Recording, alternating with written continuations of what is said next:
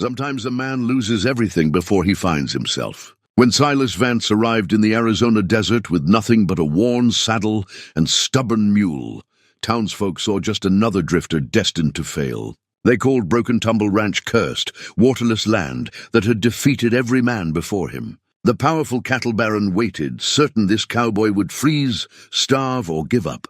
But Silas had a vision the greedy couldn't see. While they mocked him for repairing an old barn, he quietly searched for what they'd abandoned, a forgotten spring that could resurrect it. What he created would leave the town speechless. But what could one man with nothing build that would shock those who counted him out? Before we jump back in, tell us where you're tuning in from. And if this story touches you, make sure you're subscribed, because tomorrow I've saved something extra special for you. The worn saddle sat across Silas Vance's lap as the Greyhound bus rattled down Highway 60, cutting through the heart of Arizona's copper country. He'd carried that saddle through 3 states and twice as many failures. The leather cracked and faded, like an old man's hands. It was all he had left from the life before the drought took his cattle, before the bank took his land, before his wife's illness took the last of his savings and then took her too. Silas was 58 years old. Though his weathered face could have passed for older, his hands were still strong, calloused from decades of ranch work, but there was a slowness to him now, a careful deliberation in every movement. The kind of caution a man learns when he's been knocked down enough times to know that getting back up takes more effort with each passing year. Through the dust-streaked window, the landscape rolled past in shades of rust and ochre. Saguaro cacti stood like silent sentinels against a sky so blue it hurt to look at. This was high desert country, where the air was thin and the sun merciless, where a man could see for miles in every direction and still feel utterly alone. It reminded him of West Texas, where he'd grown up, where his father had taught him that land wasn't something you owned, it was something that owned you, if you let it. The bus pulled into Redemption Valley just after noon, when the heat was at its worst. The town wasn't much to look at. A main street lined with false front buildings that had seen better days, a feed store, a diner with a faded Coca-Cola sign, a gas station that doubled as the Greyhound stop. Population signs varied, but none claimed more than 800 souls, and Silas suspected that was generous. He stepped off the bus with his saddle over one shoulder and a canvas duffel bag in the other hand. Everything he owned in the world. A few people watched from the shade of the diner's awning, their expressions a mix of curiosity and suspicion. Strangers were noticed in towns like this, especially strangers who arrived with nothing but a saddle and the look of a man who'd run out of places to run. The heat hit him like a physical force, dry and intense, baking up from the asphalt and pressing down from above. Silas set his bags down and pulled a crumpled piece of paper from his shirt pocket. The advertisement he'd torn from a Phoenix newspaper 3 weeks ago, yellowed and soft from repeated folding. Ranch property for sale, Redemption Valley. Motivated seller, make offer. There'd been a phone number which he'd called from a payphone outside a truck stop in Albuquerque. The voice that answered had been wary, like someone expecting bad news. Broken Tumble Ranch, the man had said. Been in my family 3 generations, but I'm the last and I got no use for it. Place has been empty 5 years. You want to see it, I'll meet you there.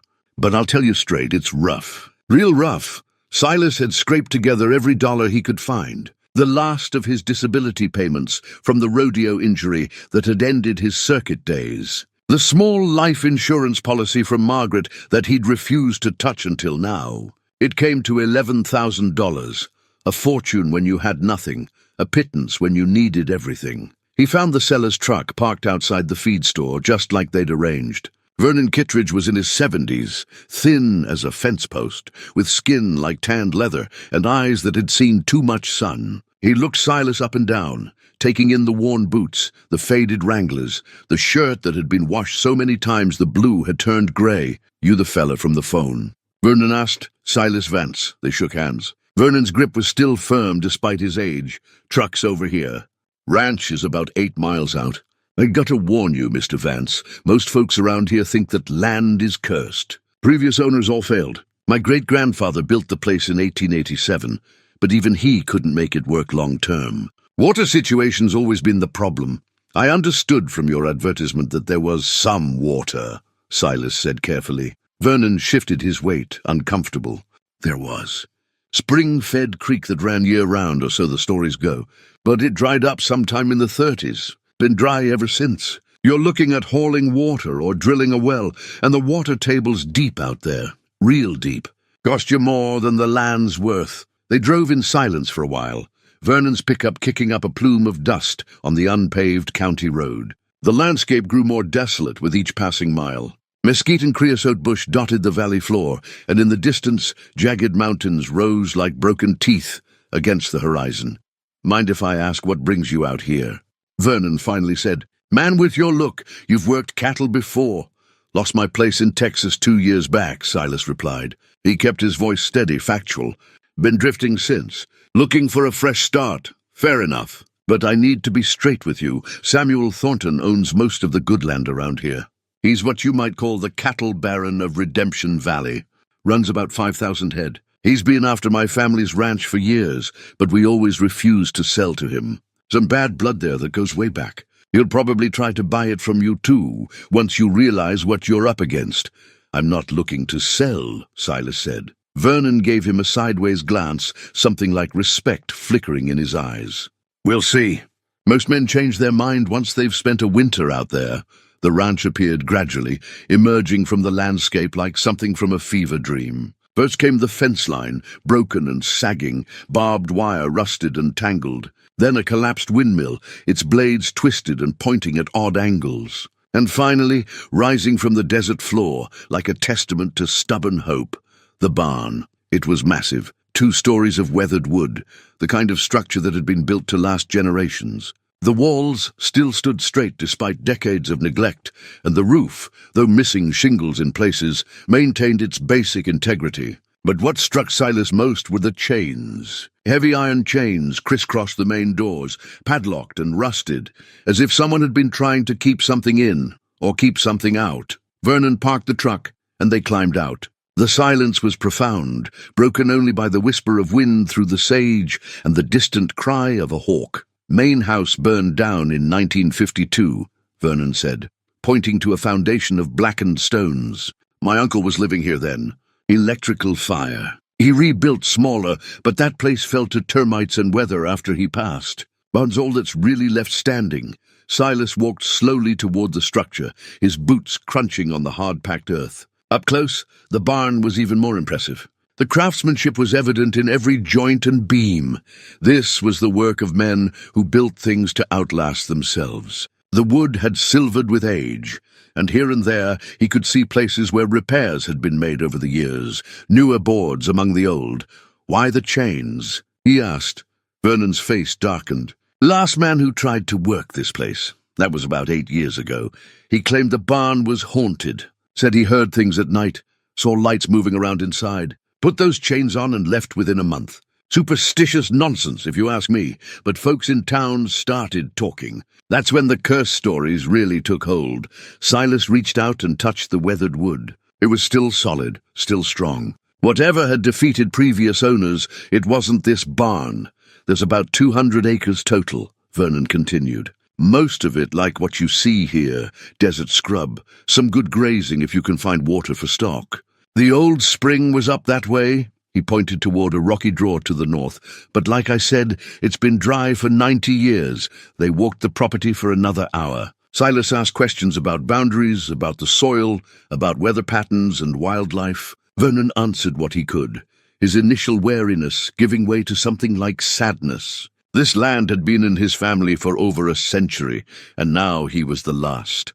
Selling it to a stranger who would probably fail just like all the others. When they returned to the truck, Silas pulled out a worn envelope containing his life savings in cash. He'd already decided. Maybe it was foolishness. Maybe it was the last desperate gamble of a man with nothing left to lose. But standing there in that desolate valley, looking at that magnificent barn, still standing after all these years, he'd felt something he hadn't felt in a long time. Hope, I'll give you 10,000, Silas said.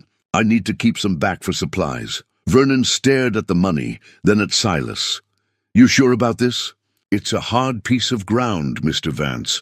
Broke better men than you or me.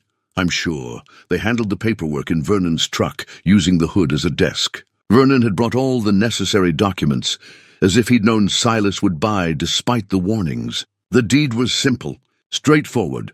200 acres in Section 14, Township 5 North, Range 8 East. The property lines were described in old surveyor's language, references to rocks and washes that might not even exist anymore. When it was done, Vernon handed over a set of keys to the padlocks on the barn, to an old tool shed Silas hadn't even noticed yet. They shook hands again, and this time Vernon held on a moment longer than necessary. "I hope you make it," he said quietly. "I really do. My great-grandfather loved this land. He always said there was something special about it, something worth fighting for. Maybe you'll find what he saw." After Vernon drove away, trailing dust back toward town, Silas stood alone on his property. His property. The words felt strange, almost unreal. 200 acres of nothing much, a barn that locals thought was haunted, and land that everyone said was cursed. He walked to the barn and examined the chains more closely. The padlocks were old but still functional. It took him 3 tries with different keys before he found the right one. The locks opened with metallic groans, and he unwound the chains slowly, letting them fall to the ground with heavy thuds. The barn doors were on rollers, and despite the years of disuse, they still moved when he put his shoulder against them.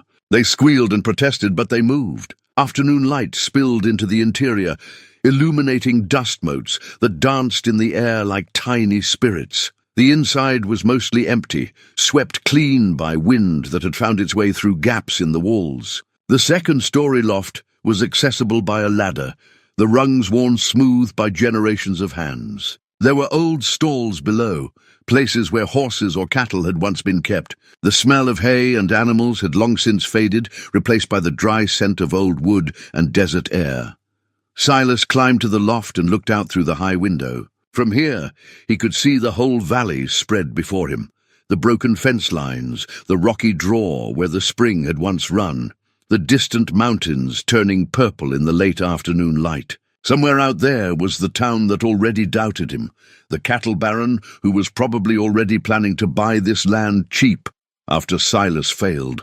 But Silas wasn't thinking about failure. He was thinking about water, because Vernon had said the spring dried up in the 30s, and Silas knew enough about geology and groundwater to know that springs didn't just dry up, they got blocked or redirected. Somewhere under this hard desert ground, water was still flowing. It had to be. The land remembered, even if the people had forgotten.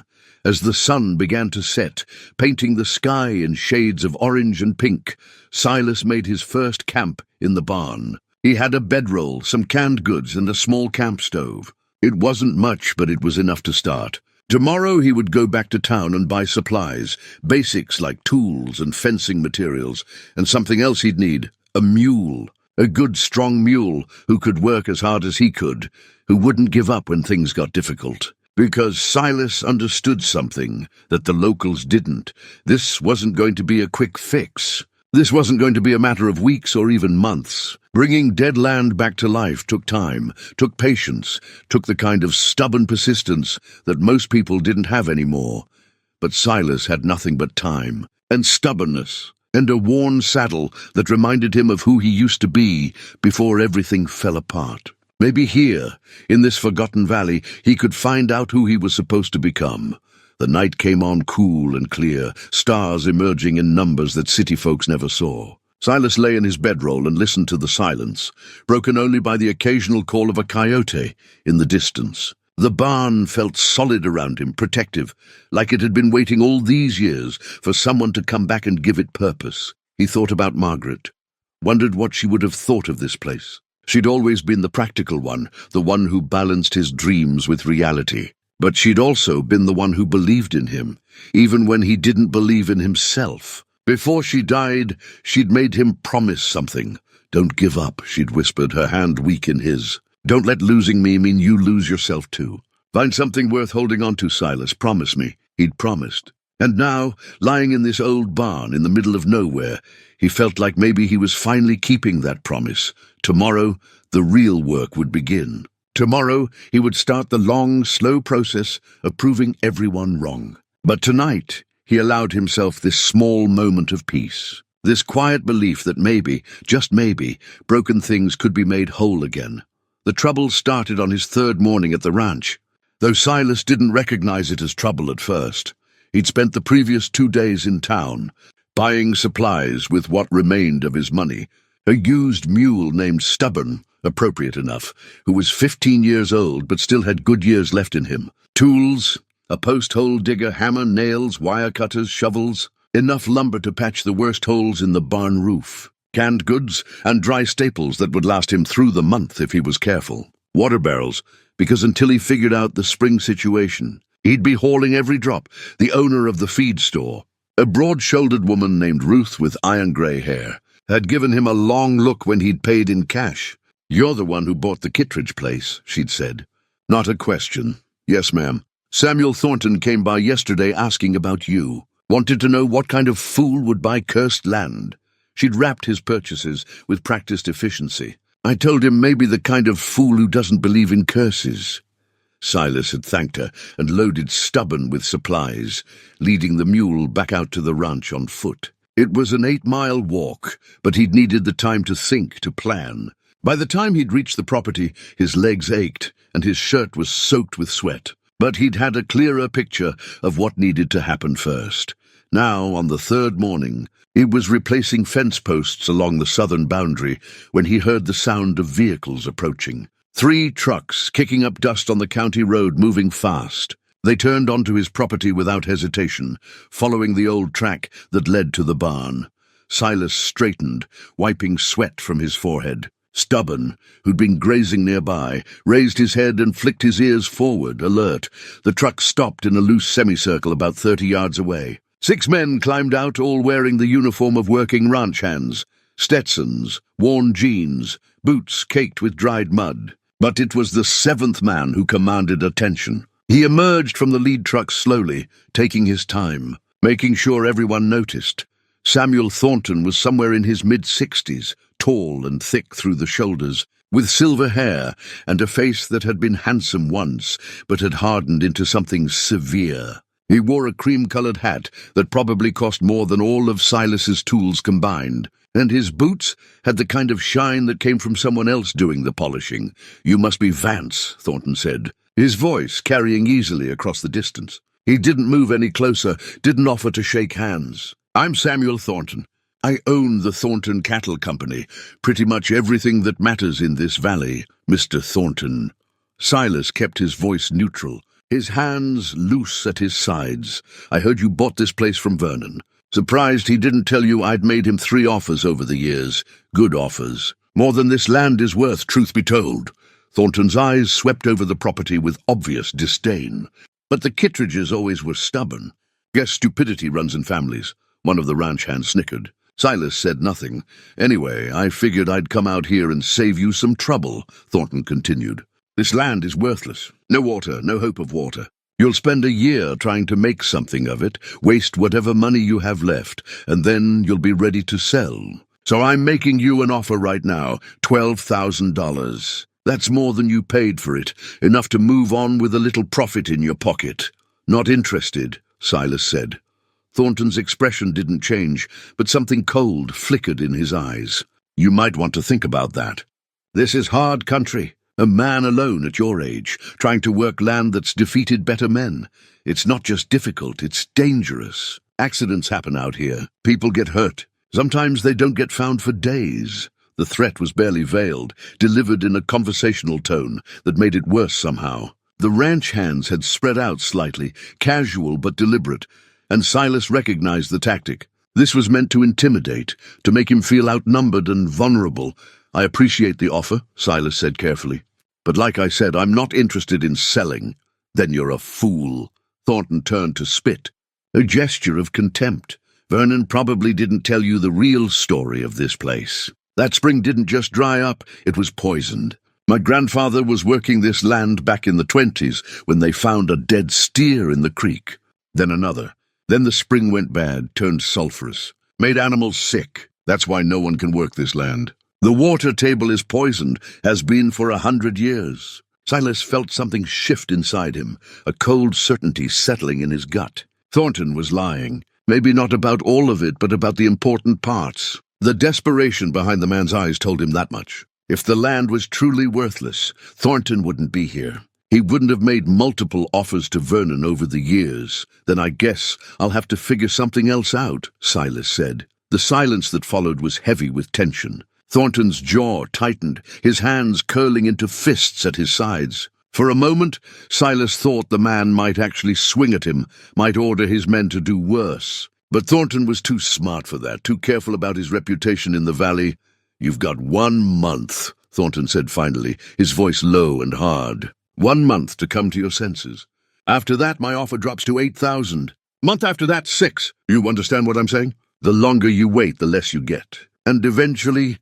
He smiled, but it didn't reach his eyes. "Eventually, you'll be begging me to take this cursed ground off your hands for nothing." He turned and walked back to his truck, moving with the confidence of a man who'd never been told no in his life. His men followed, climbing into their vehicles. The trucks turned in a wide arc, churning up dust and rocks, deliberately driving over a section of fence that Silas had just repaired that morning. The posts snapped, wire tangling in the wheel wells. One of the ranch hands laughed, loud and mocking, as they roared back toward the county road. Silas stood motionless until the dust settled and the sound of engines faded into the distance. Then he walked slowly to where they'd destroyed his fence. The posts he'd spent 2 hours setting were splintered and broken. The wire he'd carefully strung was now a twisted mess. Stubborn walked over and nuzzled his shoulder, a gesture of simple companionship that Silas found oddly comforting. "Well, old friend," he said quietly, rubbing the mule's neck. "I guess we know where we stand now." He looked toward the rocky draw where Vernon had said the spring once ran. Thornton had mentioned poison, had spun a story about dead cattle and sulphurous water. But Silas had worked cattle for 40 years, had dealt with bad water before. Sulphur springs didn't poison a water table. They were just mineral-rich, unpleasant for drinking maybe, but not deadly. And they certainly didn't make land cursed. No, what Thornton was protecting was something else. Maybe a water source that connected to his own property. Maybe the knowledge that if someone actually succeeded on this land, it would break the monopoly he'd built in the valley. Maybe just the simple meanness of a powerful man who couldn't stand the idea of someone refusing his offers, whatever the reason. The lines had been drawn. Silas gathered the broken posts and tangled wire, methodically sorting what could be salvaged. His hands moved with practiced efficiency, but his mind was racing. This wasn't just about rebuilding a ranch anymore. This was about survival, about proving that one stubborn man with nothing could stand against a cattle baron with everything. As he worked, he thought about Margaret again, about the promise he'd made. She would have told him to be careful, to think things through, but she also would have understood why he couldn't walk away. Some battles you chose, others chose you.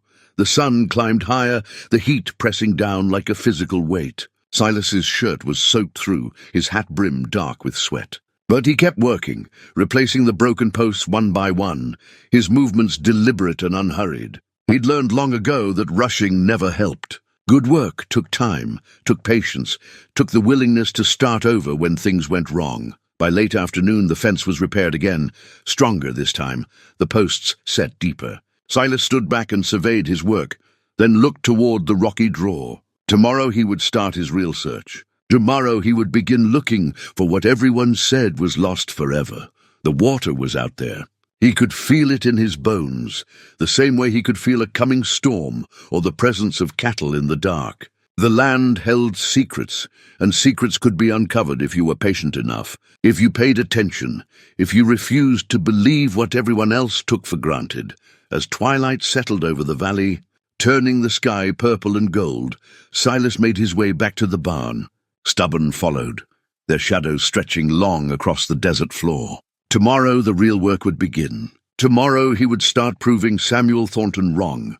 But tonight he allowed himself to feel the weight of what had happened. The threat had been clear, the danger real. He was alone out here, miles from help, facing a man with resources and power, and men willing to do his bidding. It should have been frightening. It should have made him reconsider. Instead, it made him more determined than he'd been in years. Because if there was one thing Silas Vance understood, it was how to be stubborn, How to hold on when letting go seemed easier.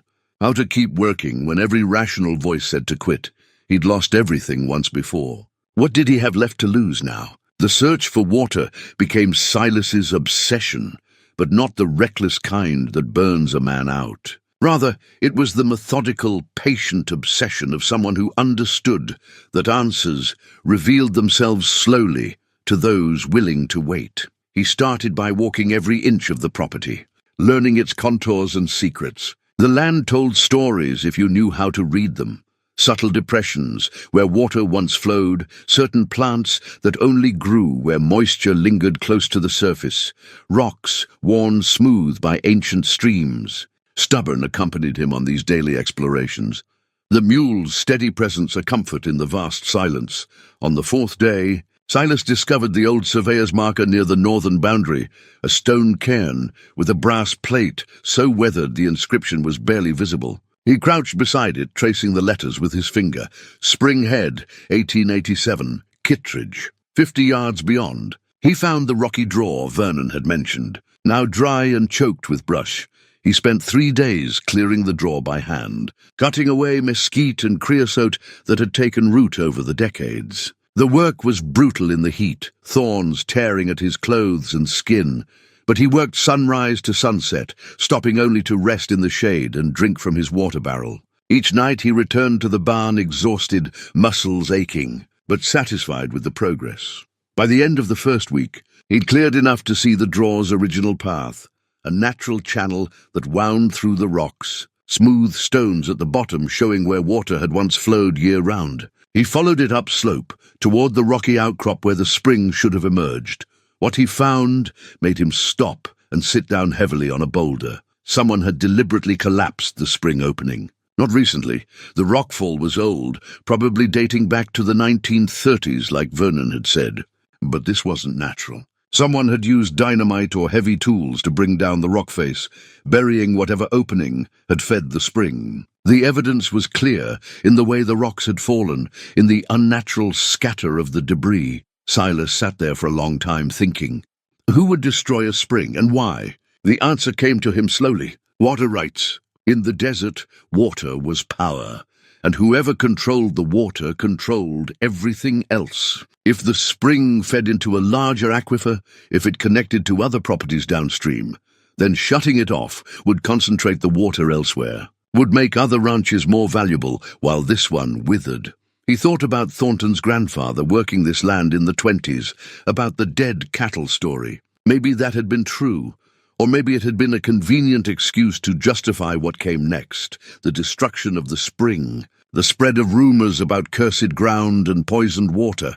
That evening, Silas walked into town with a list of additional supplies he needed: dynamite for clearing rock, more tools, rope, timber for shoring. Ruth at the feed store raised an eyebrow when she read his list. "You planning to do some blasting?" she asked. "Some rock clearing," Silas replied carefully. She studied him for a moment, then lowered her voice. "Samuel Thornton came by again yesterday. Asked me to let him know if you bought anything unusual.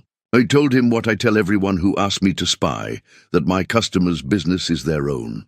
I appreciate that, Mom." "Ruth, just Ruth."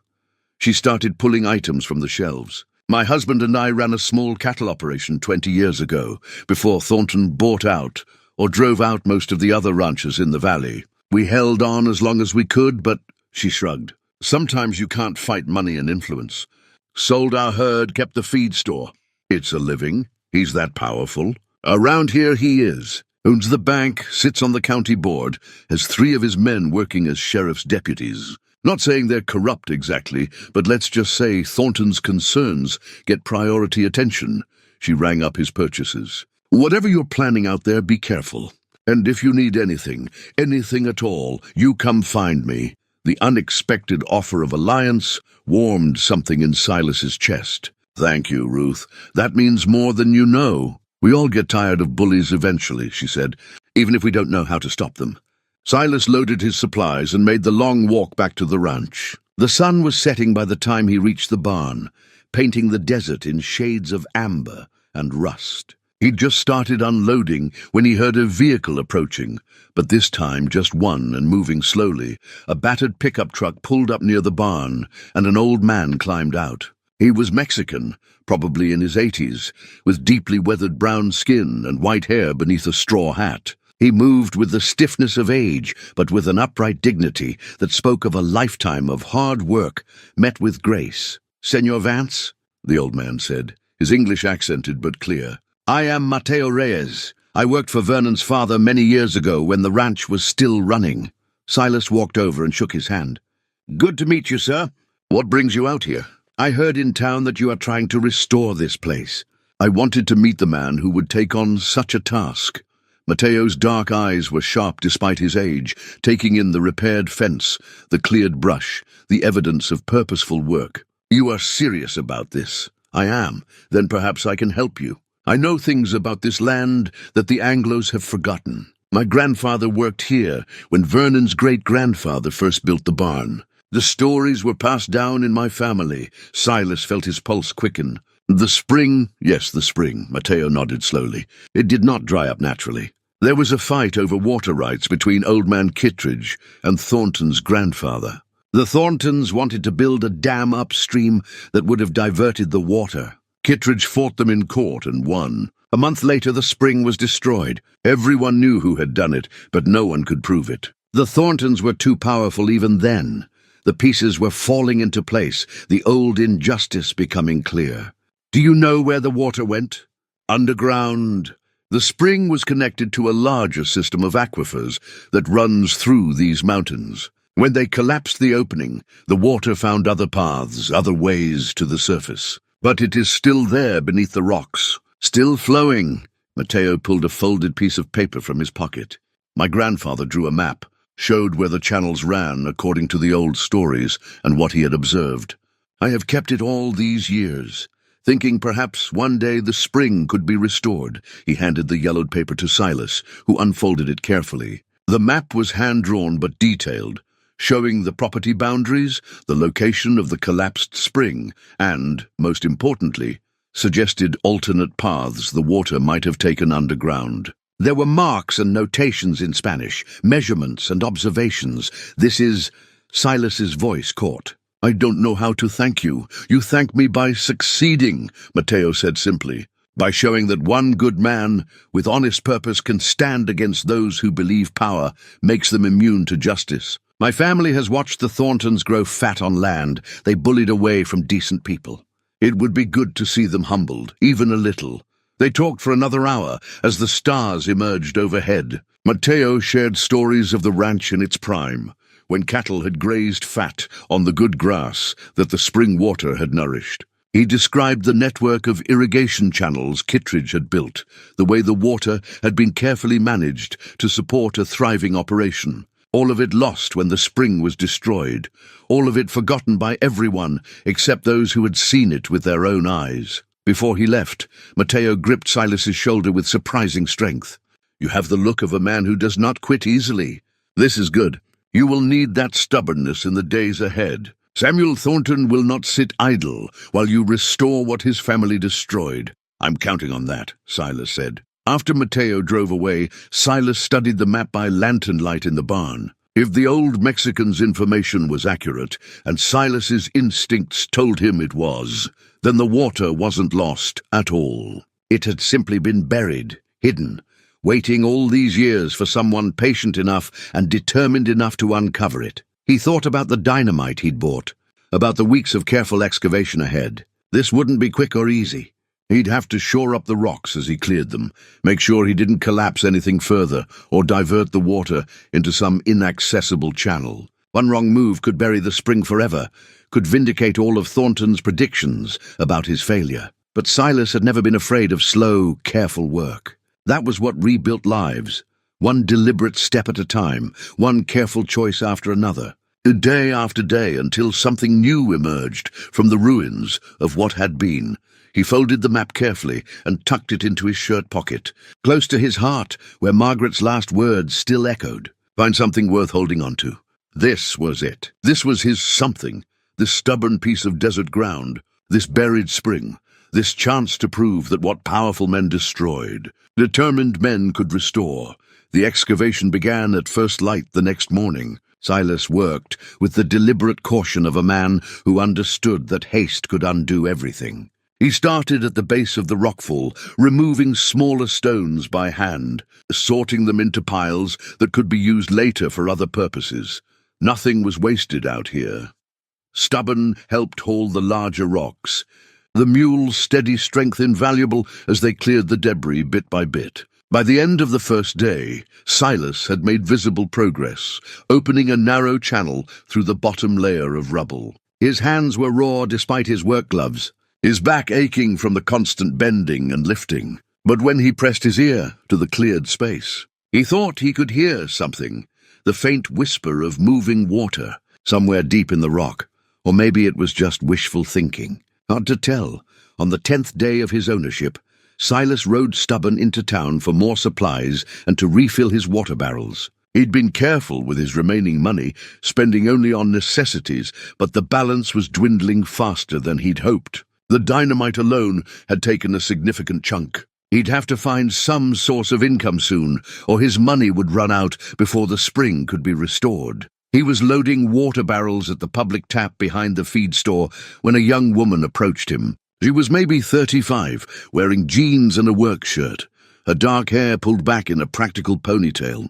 There was something familiar about her face, though Silas couldn't place it. "Mr. Vance?" "Milena Reyes. Mateo is my grandfather." Silas straightened, wiping his wet hands on his jeans. "Good to meet you. Your grandfather was very kind to share what he knew.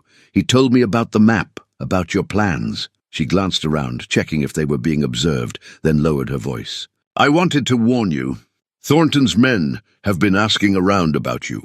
They're trying to find out what you're doing out there, how much money you have left, whether you've had any accidents yet." "I appreciate the warning. It's more than that." Elena hesitated, choosing her words carefully. "My brother Carlos works as a hand for Thornton.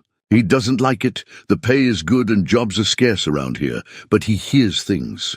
Thornton's getting impatient. He didn't expect you to last this long. There's talk about making sure you have some reason to leave." The threat was clear enough. Silas nodded slowly. "I understand.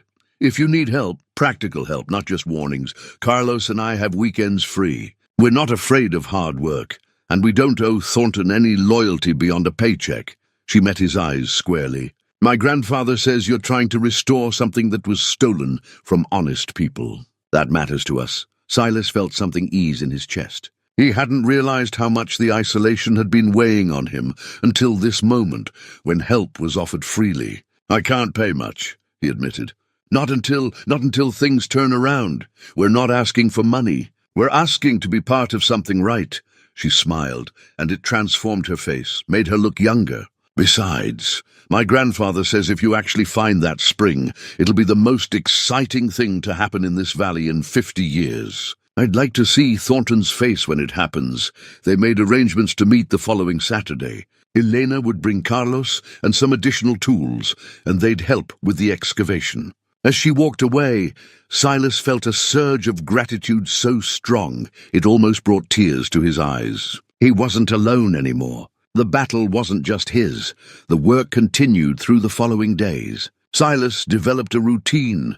Up before dawn, work the excavation until the heat became dangerous around noon, rest in the shade of the barn, return to work in the late afternoon and evening. He ate sparingly, slept deeply despite the hardness of his bedroll, and thought about water with every waking moment. At night, by lantern light, he studied Mateo's map and made his own notes. He'd begun to understand the geology of the site, the way the rock layers ran, the likely paths water would follow through the porous stone. The spring's original opening had been where two different rock formations met, creating a natural weakness where water could emerge. But when that opening was destroyed, the water would have sought the next easiest exit, according to the map, that might be 30 or 40 feet deeper into the hillside, where another layer of softer rock might have eroded enough to create a passage. If Silas could tunnel carefully in that direction, shore up the excavation properly, he might intercept the flow.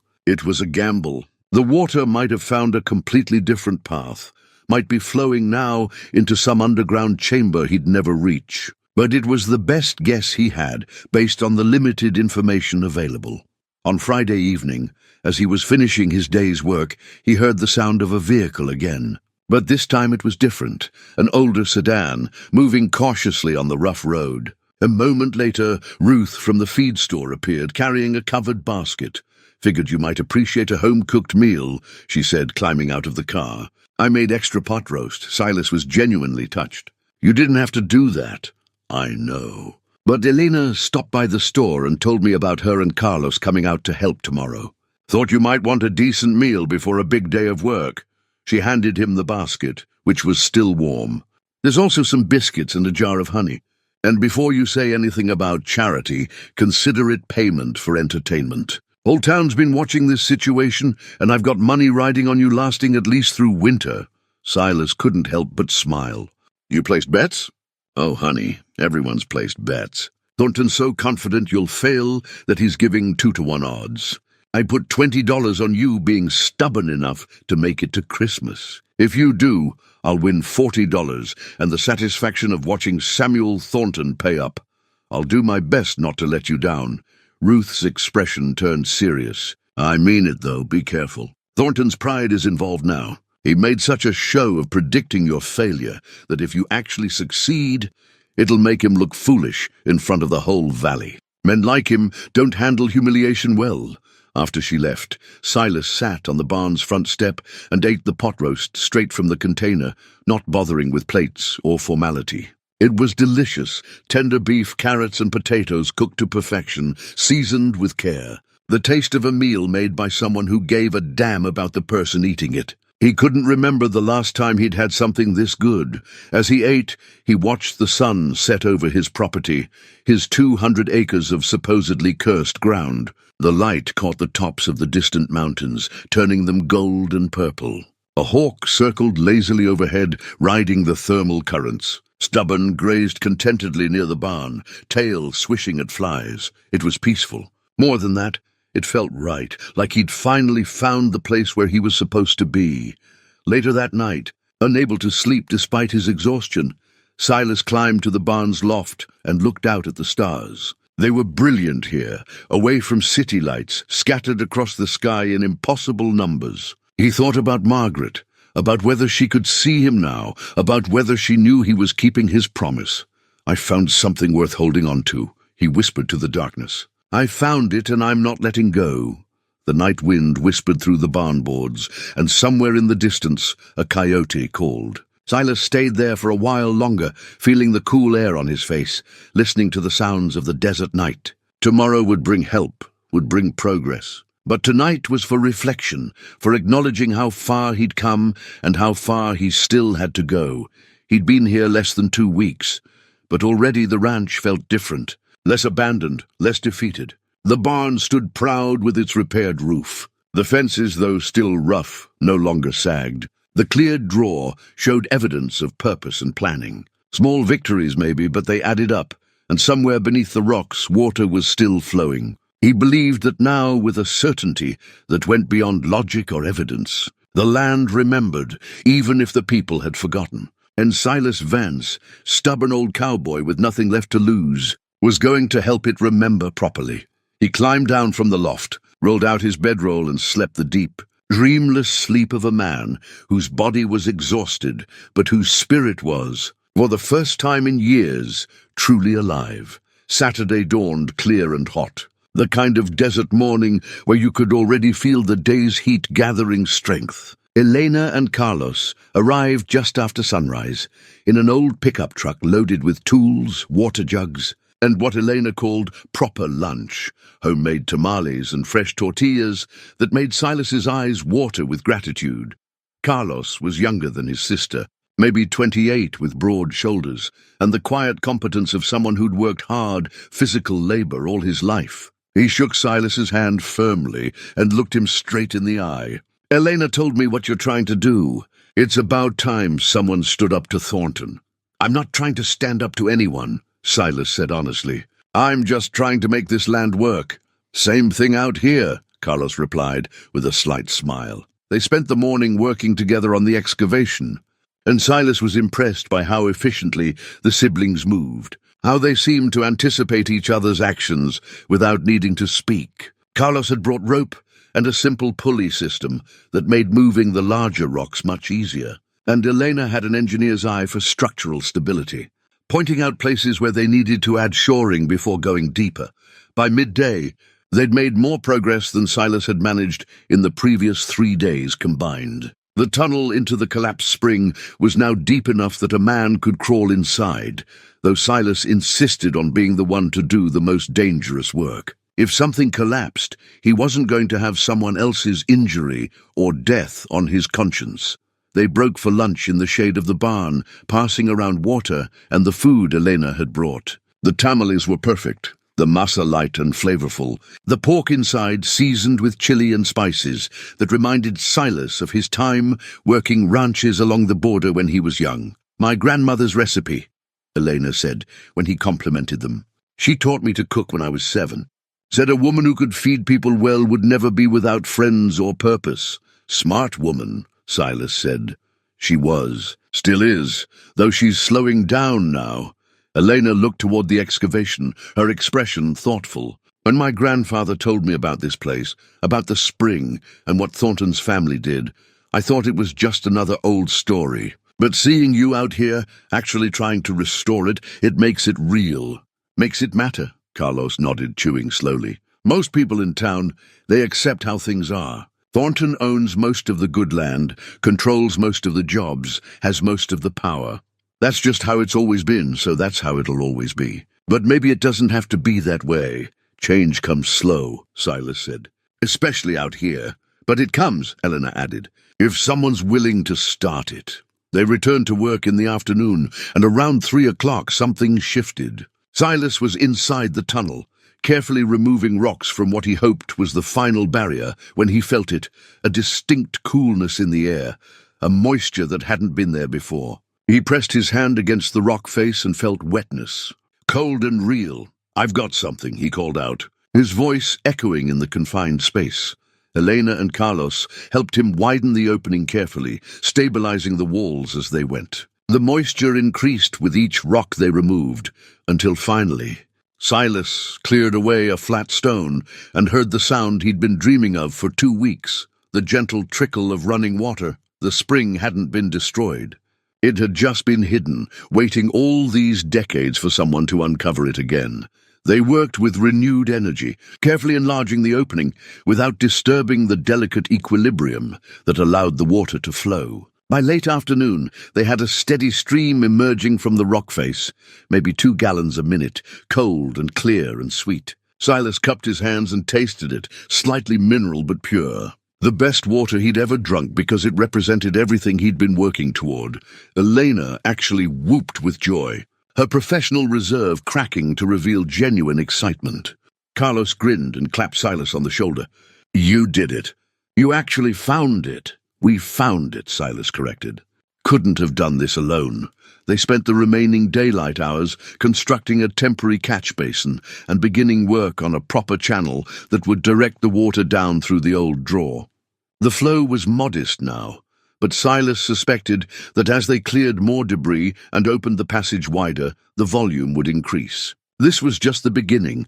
As the sun set and Elena and Carlos prepared to leave, promising to return the next weekend, Silas felt something he hadn't experienced in a long time, genuine optimism about the future. Not foolish hope, but the solid confidence that came from seeing progress, from watching plans become reality. After they left, he sat by the emerging spring and just listened to the water. It was a sound that spoke of life, of possibility, of second chances. In the gathering darkness, with just the stars overhead and the whisper of water beside him, Silas felt Margaret's presence more strongly than he had since her death. "You'd like this place," he said softly. "It's hard and it's beautiful and it's stubborn as hell. And like you." The water continued its patient song, indifferent to his words but comforting all the same.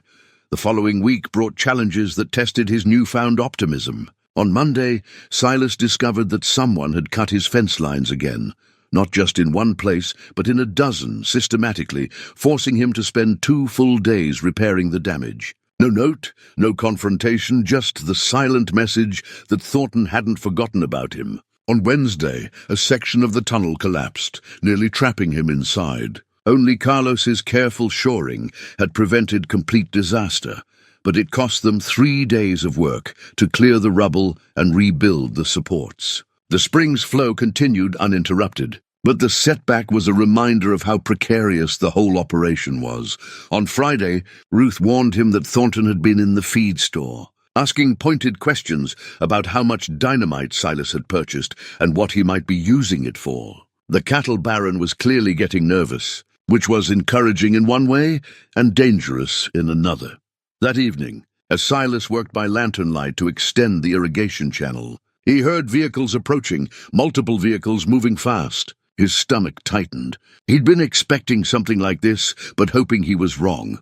4 trucks this time, and more men than before. Samuel Thornton climbed out of the lead vehicle, his face dark with anger, even in the dim light. Behind him, his ranch hands fanned out in a loose line, several of them carrying rifles, making no attempt to hide the weapons. "I heard you've been doing some excavation," Thornton said, his voice tight with barely controlled rage. "Blasting rock-digging tunnels. That's dangerous work. Someone could get hurt." Silas stood slowly, setting down his shovel. He was acutely aware that he was alone, that help was 8 miles away, that these men could do anything they wanted, and there'd be no witnesses to contradict their version of events. "Just clearing some old debris," he said evenly. "Is that so?" Thornton moved closer, and Silas could smell whiskey on his breath. The man was drunk or close to it, and that made the situation worse. Drunk men with power made poor decisions. "Because I heard something interesting. I heard you found water. I heard you're reopening the old spring." "That's my business." "Wrong." Thornton's hand shot out and grabbed Silas's shirt, pulling him close. "That's my business. That water feeds into the aquifer that runs under my land. You mess with the spring, you mess with my water rights. And I don't take kindly to that." One of the ranch hands raised his rifle, not quite pointing it at Silas, but making the threat clear. The other men moved closer, forming a circle. Silas's heart pounded, but he kept his voice calm, his movements slow and non-threatening. "The spring was here 80 years before you were born," he said quietly. "I'm just restoring what someone destroyed. That's not theft, that's justice." Thornton's face twisted with fury, and for a moment Silas thought the man would actually hit him. But then headlights appeared on the county road, a vehicle approaching. Thornton released him with a shove, stepping back. "This isn't over," he hissed. "You're playing a dangerous game, old man. And you're going to lose." The approaching vehicle turned onto the property, Ruth's sedan, moving faster than Silas would have thought the old car could manage. She pulled up near the group and climbed out, her camera phone already raised and recording. "Evening, Samuel," she said loudly, making sure her voice carried. "Didn't expect to see you out here with armed men this late. Looks like quite the welcoming committee. Hope you don't mind me documenting this little visit." The threat was clear. Whatever happened now would be recorded, would have a witness. Thornton's jaw tightened, but he knew when to retreat. He jerked his head toward his men, and they began moving back to their trucks. "We're done here for now," Thornton said. Then directly to Silas, "But you remember what I said. You're going to lose." The trucks roared away, leaving dust and tension in their wake. Ruth lowered her phone and let out a long breath. "Elena called me, said she had a feeling there might be trouble tonight," she explained. "Glad I trusted her instincts." Silas's hands were shaking slightly, the adrenaline catching up with him now that the danger had passed. "Thank you. I don't know what would have happened if you hadn't shown up."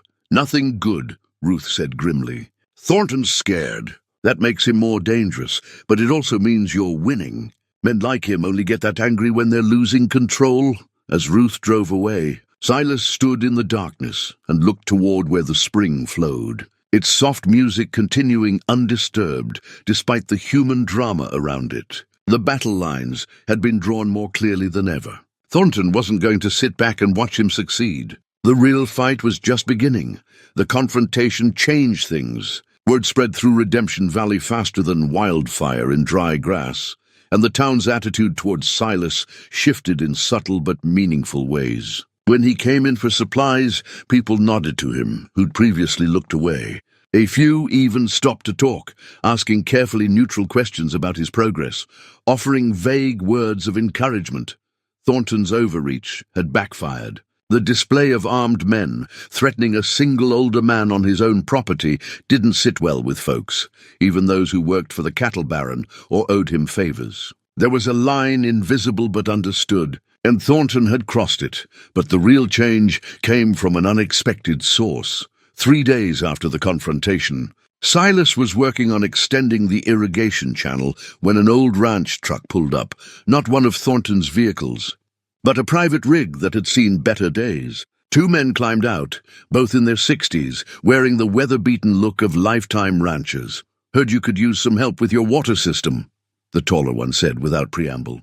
"I'm Jack Whitmore, ran cattle here 20 years back before Thornton bought me out.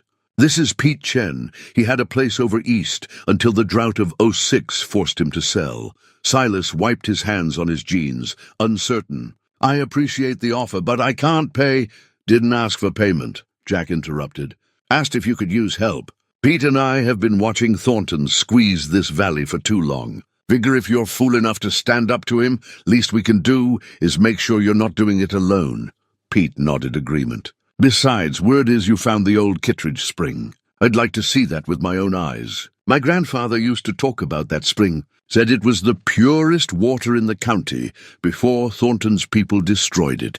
They worked together through the afternoon, the 2 older ranchers bringing experience and knowledge that Silas lacked. Jack had run irrigation systems before and knew how to calculate flow rates and distribution. Pete had a talent for reading the land, for seeing where water would want to go naturally and how to work with those inclinations rather than against them. By evening, they'd laid out a proper plan for the irrigation network, not just a single channel, but a branching system that could eventually cover 20 acres of the flatland below the spring. It was ambitious, maybe too ambitious, but seeing it mapped out made it feel possible. "You planning to run cattle?" Jack asked as they stood looking at their work. "No," Silas said. He'd been thinking about this for days, turning the idea over in his mind. "Orchard and vegetables. Maybe some berries. This water is too precious for cattle. You need acres of grazing land per head. But fruit trees, properly irrigated, you could fit 100 on 10 acres. Vegetables even more." Pete let out a low whistle. "That's different thinking. Ambitious. It's also smart," Jack added. "Thornton's got the cattle market cornered, but produce, that's something else. You could sell direct in town, maybe even Phoenix if the harvest was good enough." "Long way off from harvest," Silas cautioned, but he couldn't help smiling. Having others believe in the vision made it more real. Before they left, Jack turned serious.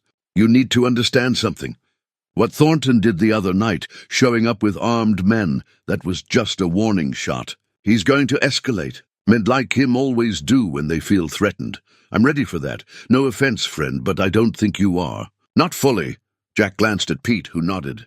"Thornton's got the sheriff in his pocket. If something happens to you, if there's an accident or your barn catches fire or you just disappear one night, the investigation will be half-hearted at best. You need insurance, evidence, witnesses, something that makes you too dangerous to eliminate quietly." The words sent a chill through Silas despite the lingering heat of the day. He'd been focused on the work, on the immediate challenges of water and land and growing things. But Jack was right. Thornton played a longer, more ruthless game. "What do you suggest?" "Document everything. Photos, written records, dates and times. Ruth's already doing some of that with her phone, but you need more. You need a paper trail that shows what you're doing here is legal and beneficial, and you need copies held by people Thornton can't intimidate." Jack pulled out a business card. "My daughter's a lawyer in Phoenix. Not much she can do about local corruption, but she can file papers, create a legal record. Make it costly for Thornton to move against you directly." Silas took the card. "I appreciate this. All of it. Don't thank us yet," Pete said with a wry smile. "We're probably just painting targets on our own backs by helping you. But hell, we're old and we're bored, and it feels good to do something that matters for once, instead of just watching the world get smaller and meaner." After they left, Silas sat on the barn step and thought about what Jack had said. He'd been viewing this as a simple battle, man against land, determination against drought, honest work against corrupt power. But it was more complex than that. Thornton wasn't just going to wait for him to fail. The cattle baron would actively work to ensure that failure, and he had resources and connections that Silas couldn't match. Unless he changed the game somehow, unless he made this about more than just one stubborn cowboy with a grudge. That night, by lantern light, Silas began writing. He documented everything from the day he'd arrived, Vernon's warnings about the cursed land, Thornton's threats and visits, the discovery of the deliberately collapsed spring, the progress with the irrigation system. He wrote about Mateo's map and his family's history with the property. He wrote about Ruth's support and Eleanor's help and Carlos's weekend labor. He wrote it all out in plain, simple language, the kind of narrative that anyone could follow and understand. Not legal language, just the truth of what had happened and what he was trying to do. When he was done, it was after midnight and his hand ached from gripping the pen, but he had 15 pages of testimony that told the whole story. The next morning, he made 3 copies at the library in town. The young librarian didn't ask questions, just helped him use the copier and charged him 50 cents. He mailed 1 copy to Jack's daughter in Phoenix with a note asking her to keep it safe. He gave 1 copy to Ruth at the feed store, asking her to lock it in her safe. The 3rd he wrapped in oilcloth and buried in a metal box beneath the barn's foundation, marked by a stone that only he would recognize. Insurance, like Jack had suggested. Evidence that if something happened to him, people would know the truth. With that done, he returned to the work of building something rather than just surviving. The spring's flow had increased to nearly 5 gallons per minute as he'd cleared more of the passage, and the main irrigation channel was now complete down to the flatland. It was time to start thinking seriously about what to plant, about turning this dusty ground into something green and growing. He spent a week preparing the soil, working compost and what little organic matter he could find into the hard earth. Stubborn helped pull a makeshift plow, and together they broke ground on the first acre. Backbreaking work in the heat, but satisfying in a way that went beyond words. Each furrow was a statement of intent, each turned section of earth a promise to the future. Elena brought him seed catalogues one Saturday, dog-eared and marked with notes. "I talked to a horticulturalist at the university," she explained. "Told him about your elevation, your water situation, your soil type. He recommended these varieties, drought-tolerant fruit trees that would do well with irrigation, vegetables that can handle heat but produce well with consistent water." They spent hours going through the catalogues, discussing options and making plans. Apple trees, apricots, plums, tomatoes, squash beans, maybe some berry bushes along the edges. Each plant was chosen not just for what it could produce, but for how it would contribute to the whole system. Some to provide shade, others to fix nitrogen in the soil. Everything working together. "You're not just building a farm," Elena observed. "You're building an ecosystem. That's what this land used to be," Silas said, "before people came along and broke it. I'm just helping it remember."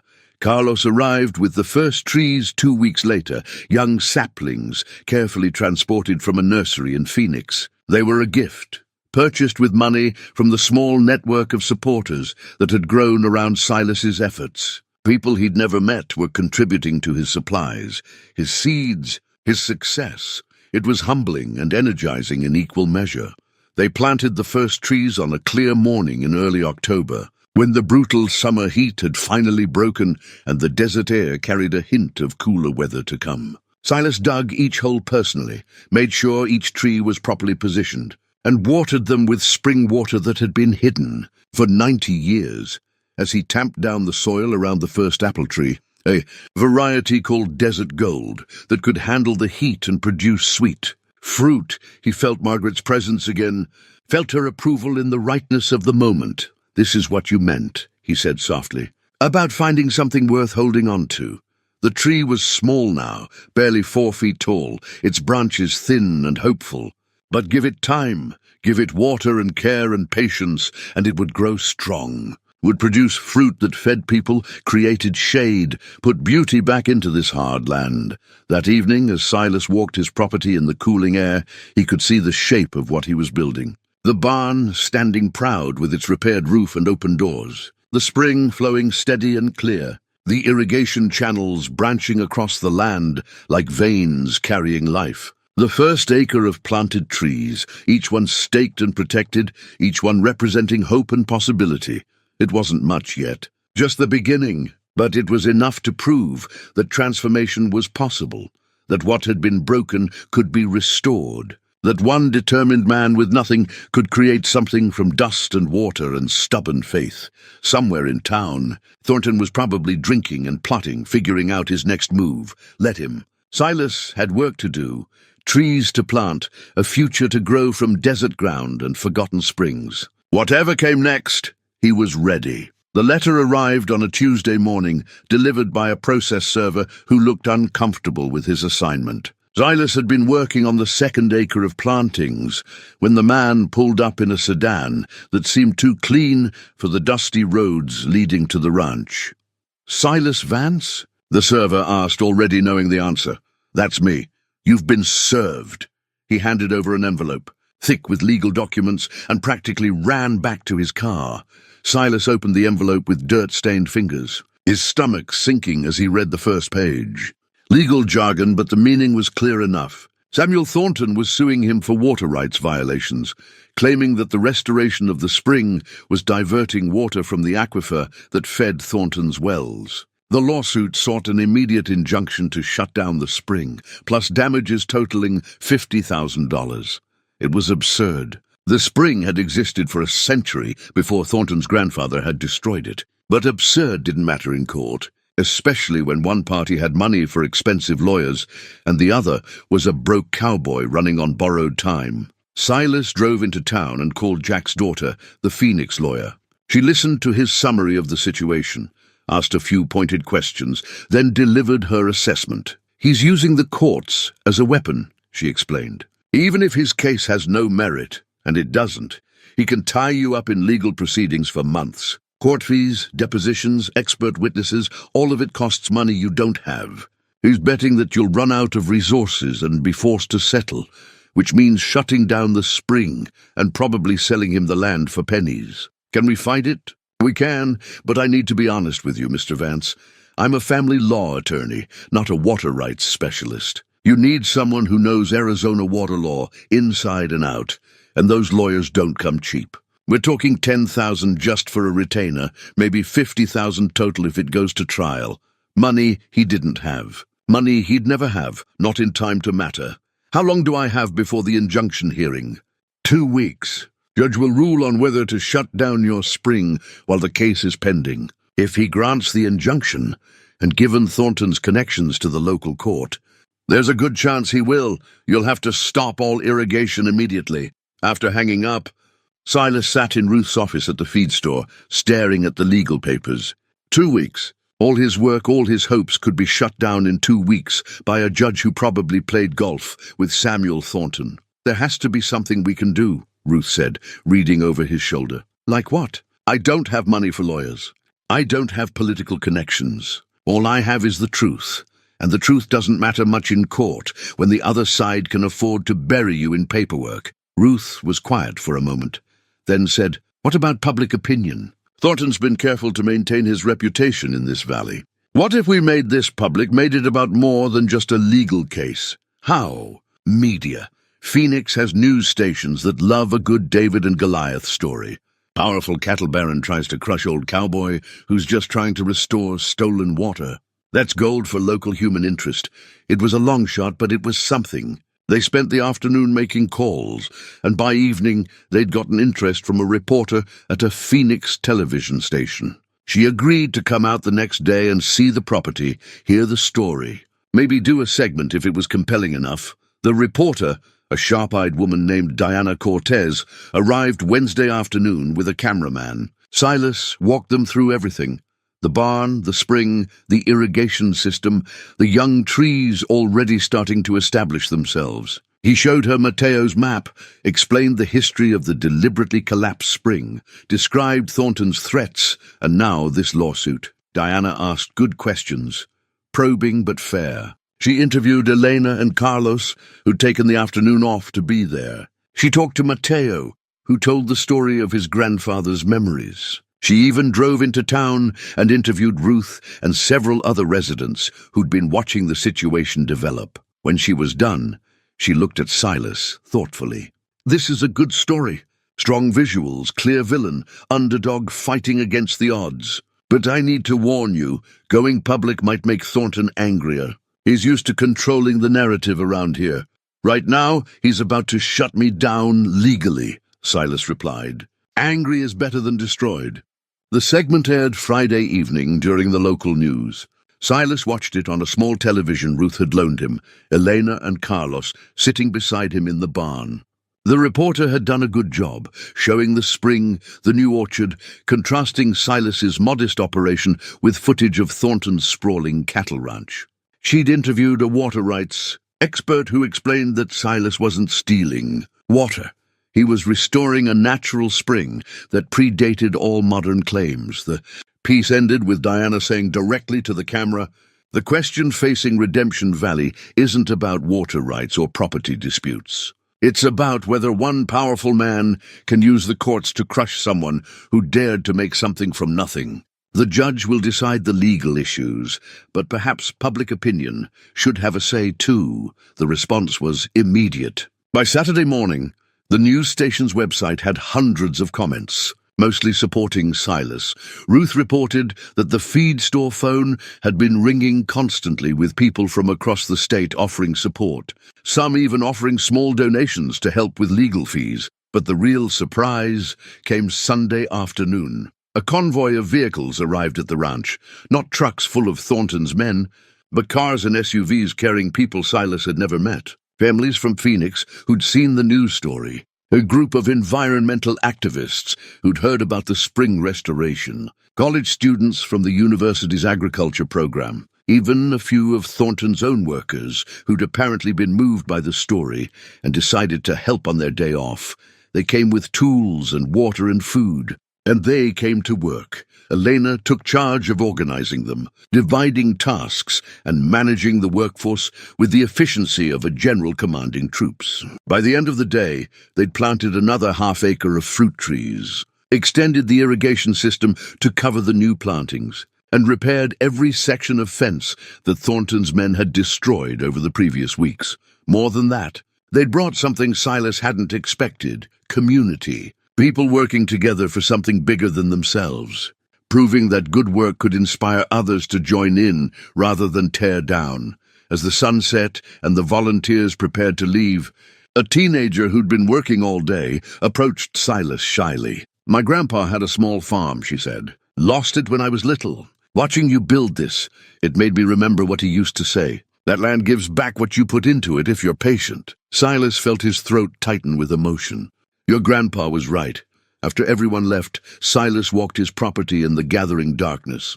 The young orchard stretched before him, rows of small trees that would someday provide shade and fruit and beauty. The spring flowed steady and clear. The barn stood solid against the evening sky, but something else had changed today. The fight had stopped being just his. It had become something larger, something that touched on questions that mattered to people beyond this valley. About justice and persistence, about whether one person could stand against power and win, about whether broken things could be restored.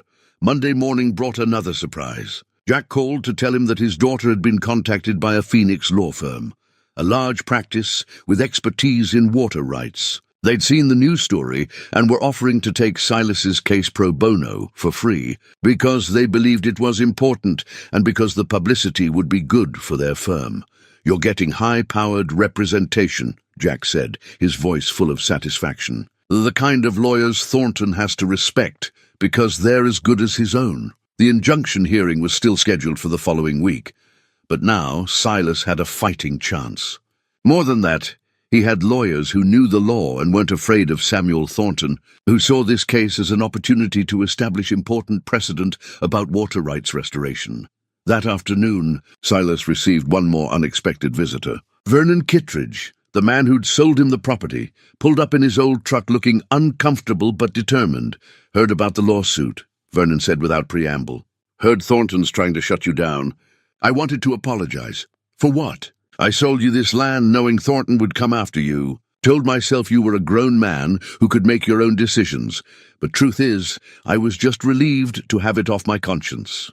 The Thorntons destroyed my family's spring 90 years ago, and I never had the guts to stand up to them about it. Felt like I was carrying that shame my whole life. Vernon pulled out a folder, yellowed with age. These are my great-grandfather's papers. Original surveys, correspondence about the water rights dispute, even a letter from Thornton's grandfather admitting they'd rendered the spring inaccessible to protect their own interests. It's not quite a confession to deliberate destruction, but it's close. Silas took the folder with trembling hands. This could change everything. I should have given it to you when you bought the place. Should have done something with it decades ago. But I was afraid. Thorntons have long memories and longer reach. Vernon met his eyes. But watching you these past weeks, seeing you do what my family never had the courage to do, it shamed me into action. Those papers are yours now. Use them however you need to. After Vernon left, Silas immediately called the new lawyers and told them about the documents. They were excited, said the papers could be crucial evidence that the spring was wrongfully destroyed and that Thornton's family had no legal basis for claiming the water rights. That night, Silas lay in his bedroll and stared at the barn's ceiling, his mind spinning. In less than a week, everything had changed. What had seemed like an impossible battle, one broke cowboy against a cattle baron with unlimited resources, had transformed into something winnable. He had lawyers, public support, historical documentation, and a community of people invested in his success. The twist wasn't what Thornton had done. It was what everyone else had done in response. The lawsuit that was meant to crush him had instead rallied people to his cause, had brought support from places he'd never imagined, had turned a personal struggle into a symbol of something larger. Sometimes, Silas thought, the act of standing up mattered more than the standing itself. Sometimes just refusing to be beaten was enough to inspire others to join the fight. Margaret would have loved this. She'd always believed that people were better than they showed, that given the chance, folks would choose right over easy. Lying there in the darkness, Silas could almost hear her voice. "See, I told you. You just had to give them a reason to care. You were right," he whispered to her memory. "You were always right." The spring whispered its steady song outside. And Silas fell asleep, with hope burning brighter than it had in years. The week before the hearing passed in a blur of preparation and growing tension. The Phoenix law firm sent 2 attorneys, Marcus Chen, a senior partner who specialized in water rights, and his associate, a sharp young woman named Sarah Blackwood. They spent 3 days at the ranch, documenting everything, taking photographs, interviewing Mateo and Vernon, reviewing the historical papers. Marcus was in his 50s, methodical and thorough, with the kind of quiet confidence that came from winning cases others thought were unwinnable. He sat with Silas in the barn one evening, going over the strategy.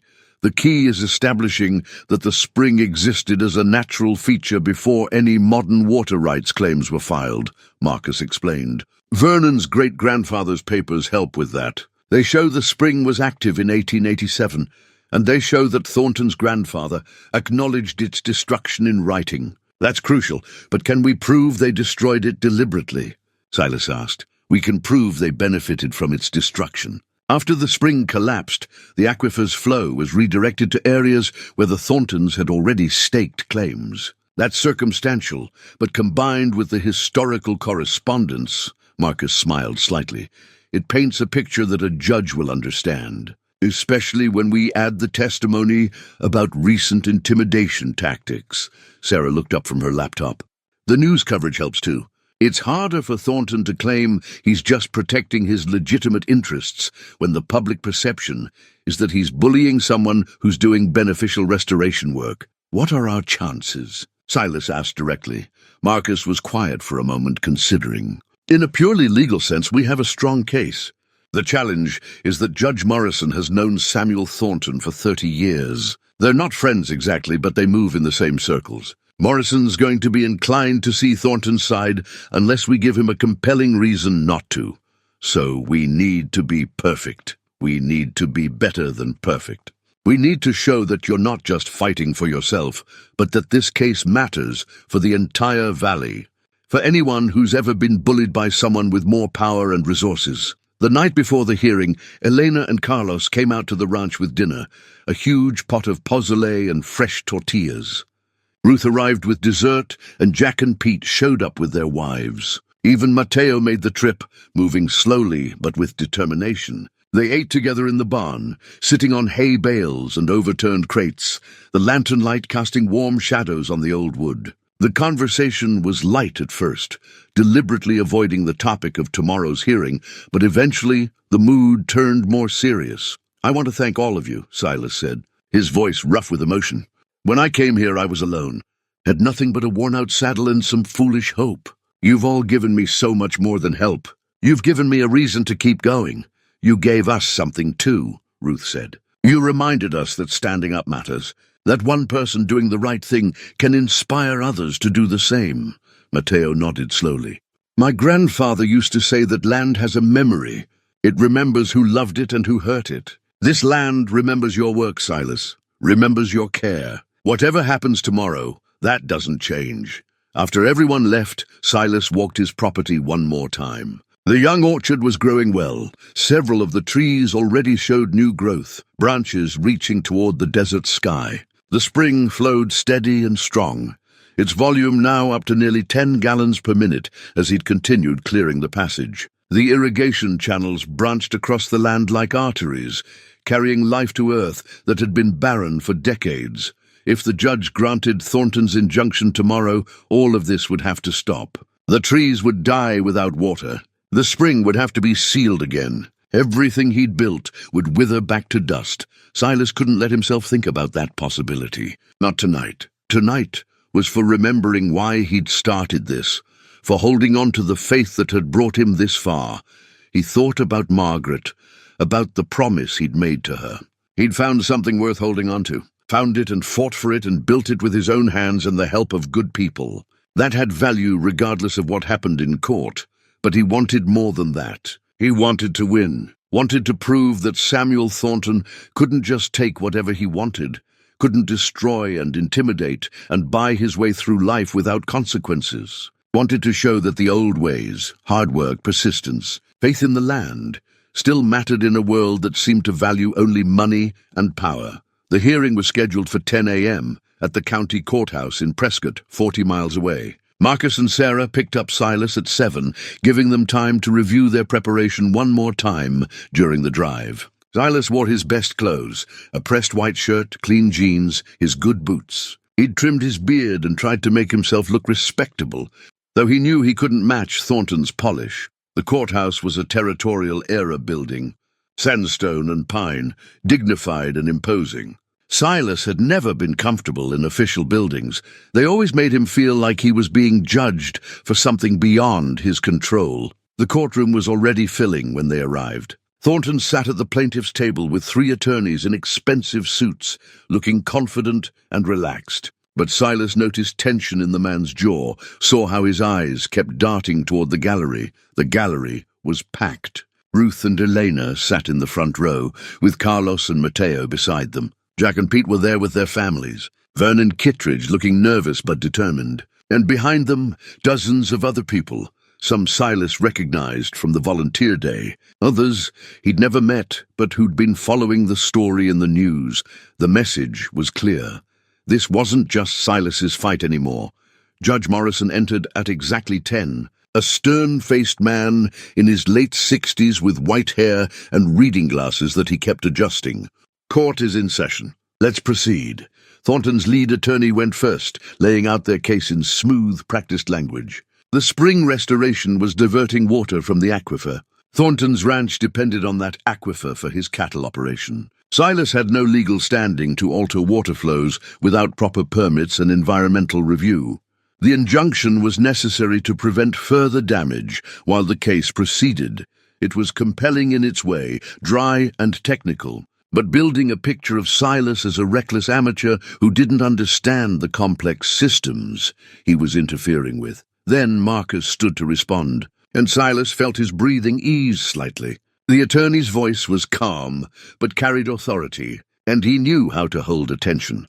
"Your Honor, Mr. Thornton's case rests on a false premise, that the spring is new, that Mr. Vance created something that didn't exist before. In fact, the opposite is true. He restored something that was deliberately destroyed.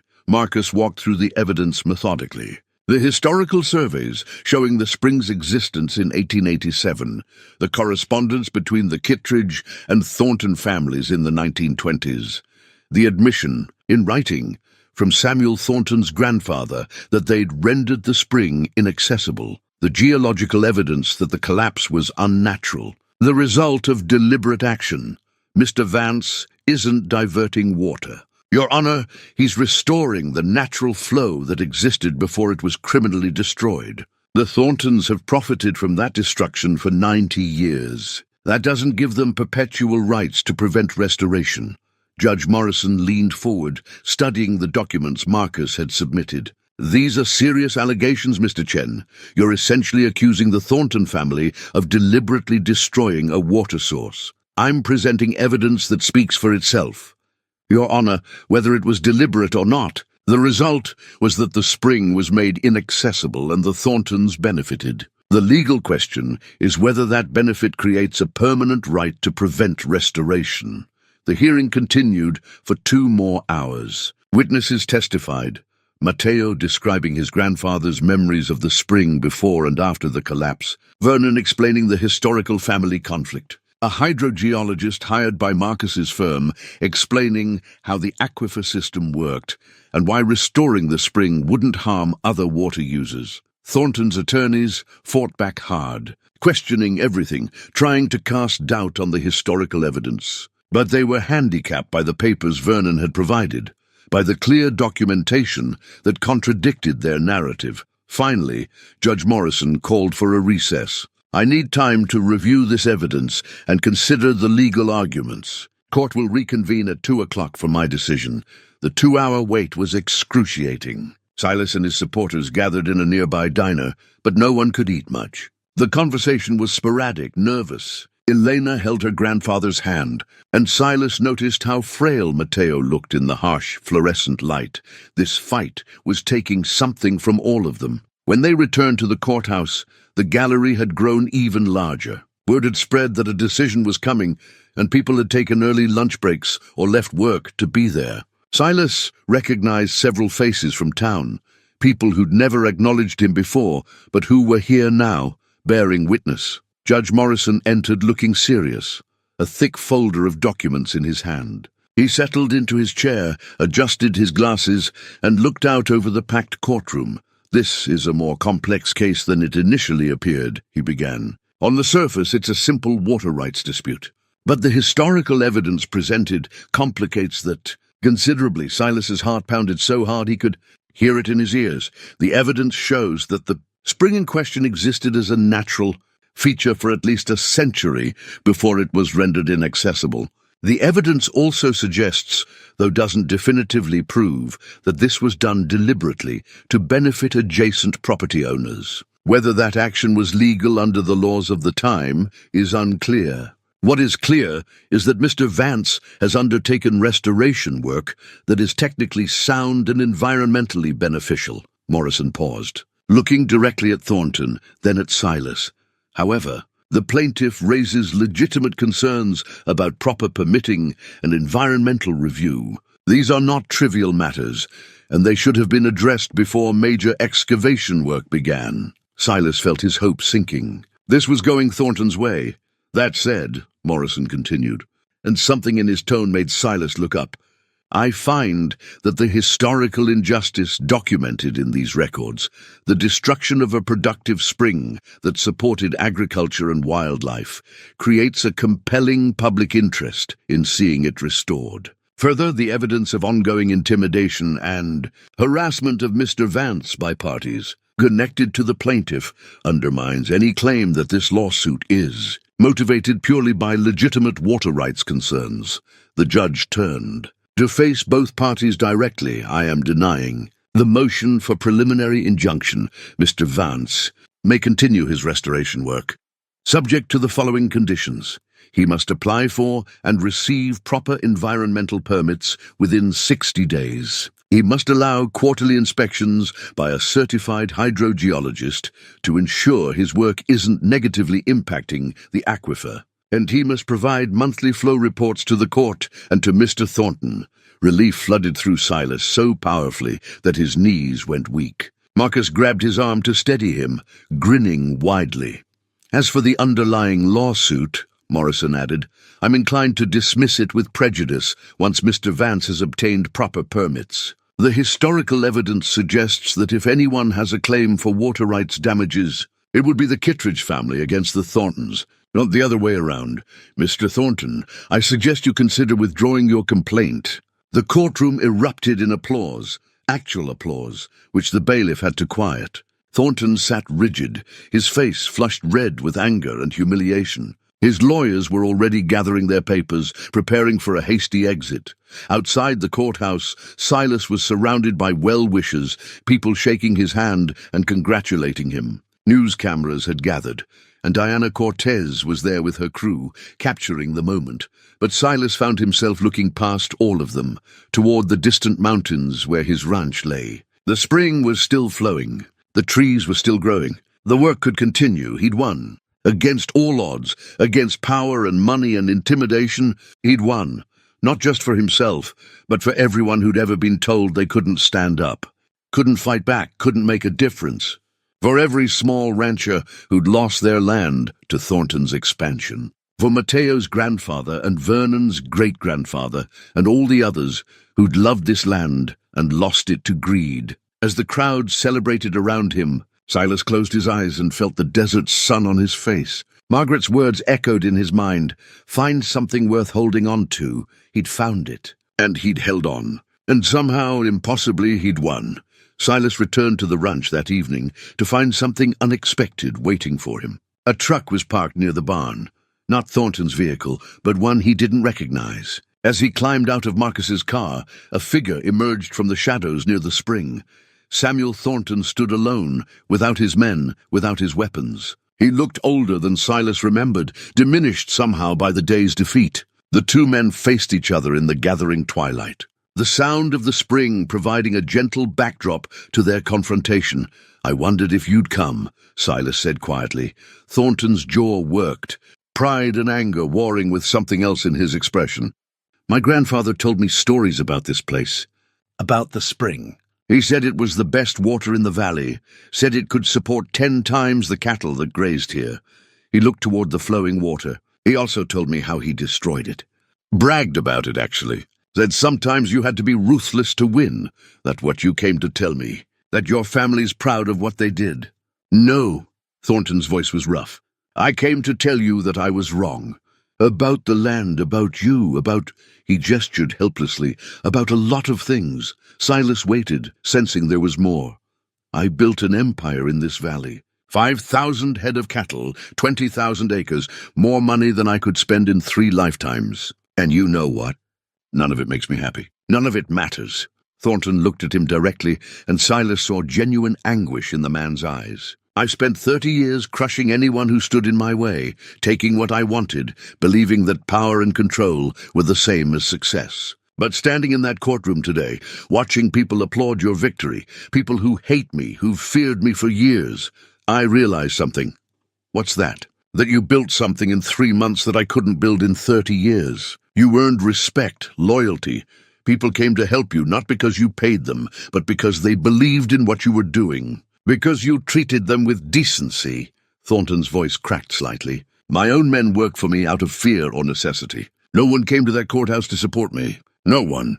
The silence stretched between them, heavy with implications. Silas thought about everything Thornton had done. The threats, the harassment, the lawsuit that could have destroyed everything. Part of him wanted to throw all of that back in the man's face. To reject this late admission of wrongdoing, but another part of him, the part that had learned hard lessons about grace and second chances, recognized something important. This wasn't just an apology. It was a broken man trying to find his way back to something human. "What do you want from me?" Silas asked.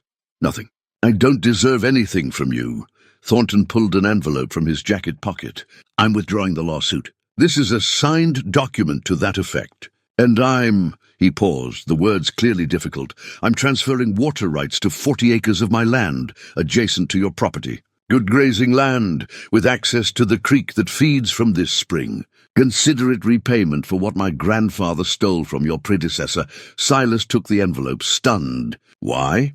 "Because I'm 72 years old, and I don't want to die being the villain in everyone's story. Because my daughter moved to Oregon 10 years ago and won't speak to me because she's ashamed of how I run my business. Because I'm tired, Mr. Vance. Tired of fighting, tired of being hated, tired of waking up in that big empty house with nothing but money to keep me company." Thornton turned to leave, then stopped. "You're building something real here. Something that'll outlast you, that'll matter to people long after you're gone. That's more than I can say for anything I've done. I hope," his voice faltered, "I hope you succeed, truly." He walked back to his truck and drove away, leaving Silas standing alone by the spring, holding the envelope that changed everything. That night, Silas read through the legal documents by lantern light. They were legitimate.